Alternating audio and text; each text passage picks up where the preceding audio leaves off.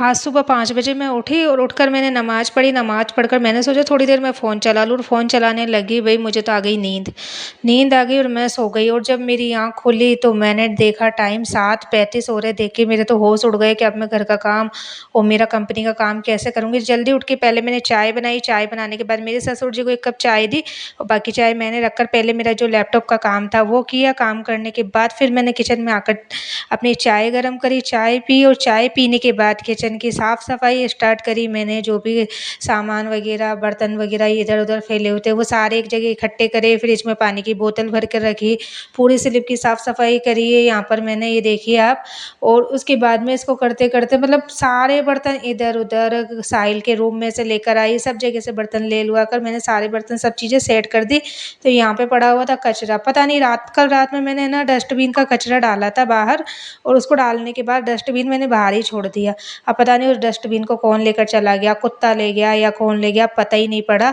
तो यहाँ पे कचरा भी पता है मुझे थैली में डालना पड़ रहा है आज। यार इतना अच्छा डस्टबिन था, मुझे बहुत अफ़सोस हुआ उसका, क्योंकि मैंने डी मार्ट में जाके जितना मतलब छोटा-सा मेरी किचन के लिए एकदम परफ़ेक्ट था, लेकिन पता नहीं कौन ले गया, क्या हो गया।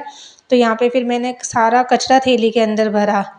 थैली के अंदर कचरा भरने के बाद मैंने जल्दी-जल्दी से सारे बर्तनों की धुलाई कर दी, बर्तनों को साफ़ किया, बर्तन वगैरह साफ़ करने के बाद में और किचन की साफ़-सफ़ाई करने के चक्कर में ससुर जी को दलिया देना तो भई आज मैं भूल ही गई। तो पहले जल्दी से मैंने जो दही रखा हुआ था उसकी छाछ बनाई और छाछ बनाने के बाद पहले जल्दी से दलिये को करके उसके अंदर छाछ डाल के दलिये को कटोरे में निकाल के पहले देकर आई ससुर जी को दूध, छाछ और दलिया, क्योंकि उनका टाइम फ़िक्स रहता है। लेकिन यार मतलब लेट उठने की वजह से पता है आज सारे काम बिल्कुल लेट ही हो रहे थे और दिमाग भी काम नहीं कर रहा था। तो ससुर जी को जल्दी से जाके उनके रूम में मैं दलिया देकर आ गई।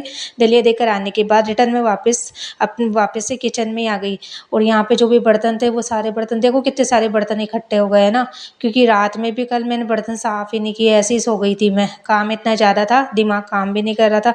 पता है मेरा मतलब है ना, ये काम इतना ज़्यादा है ना, घर का भी काम है, फिर जो मैं कंपनी का आप लोग देखते हो मैं लैपटॉप में काम भी करती हूँ तो वो भी मेरा काम है, प्लस उसके बाद में मुझे वीडियोज़ वगैरह बनाना, एडिटिंग वगैरह करना, तो इसलिए पता है मैं ज़्यादा एडिटिंग वगैरह कर भी नहीं पाती हूँ और थंबनेल वगैरह भी इतने खास लगा नहीं पाती हूँ, क्योंकि इतना मुझे टाइम नहीं मिल पाता है। जितना टाइम मिलता है थोड़ा बहुत उसमें मैं ये सब चीज़ें मैनेज करने की कोशिश करती हूँ। लेकिन यार एक अकेली हुई औरत क्या ही करे बताइए, मेरे घर में अकेली मैं ही हूँ, कोई भी नहीं है। मेरी बेटी थी इकरा, वो थोड़ा बहुत मेरी हेल्प करवा देती थी, तो वो भी वहाँ नानी के चली गई। अब मैं अकेली हूँ, मुझे कोई सारा काम करना पड़ता है।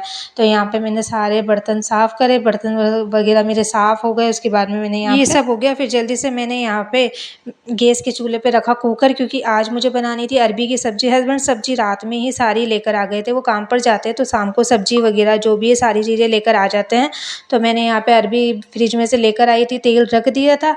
अरबियों को पता है आप लोगों के साथ भी ऐसा होता है कि मैं अरबी की सब्ज़ी बनाती हूँ तो छीलती करती हूँ, मेरे हाथों में पता है बहुत खुजली होती है। आप लोगों के हाथों में भी क्या अरबी छीलने से खुजली होती है क्या? मेरी तो इतनी ज़्यादा होती है कि 2-3 घंटे तक तो मतलब अरबी की खुजली, मतलब हाथों में खुजलियाँ ही रहती है। तो मैं अरबी की सब्ज़ी बहुत कम बनाती हूँ, ना के बराबर बनाती हूँ, इस चक्कर में ही पता नहीं क्यों खुजली होती है। अधिकतर तो मैं पता है हाथों में तेल लगाकर अरबी को छीलती हूँ ताकि ज़्यादा वो ना हो, लेकिन फिर भी हाथों में एकदम एलर्जी जैसी पता नहीं क्यों हो जाती है।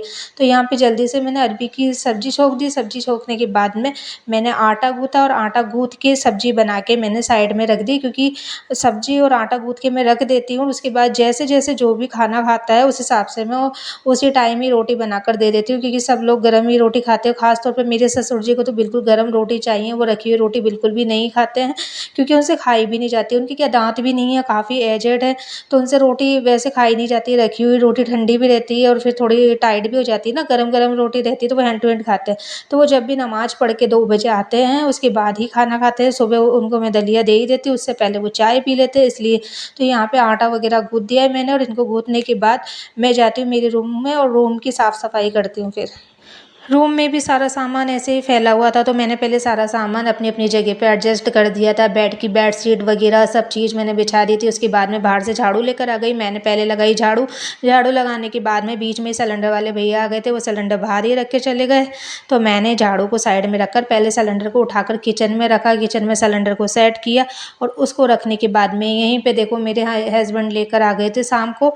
वो मार्केट गए थे तो सब्जियाँ वगैरह भी लेकर आ गए थे और चावल का कट्टा मेरे यहाँ हमेशा मेरे हस्बैंड ही लेकर आते हैं, क्योंकि बिरयानी वगैरह बनाने के लिए जो मैं चावल यूज़ करती हूँ वो यही, और वो मेरे हस्बैंड ही लेकर आते हैं। गैलेक्सी का चावल है ये, बहुत अच्छा बनता है और खाने में भी काफ़ी टेस्टी लगता है।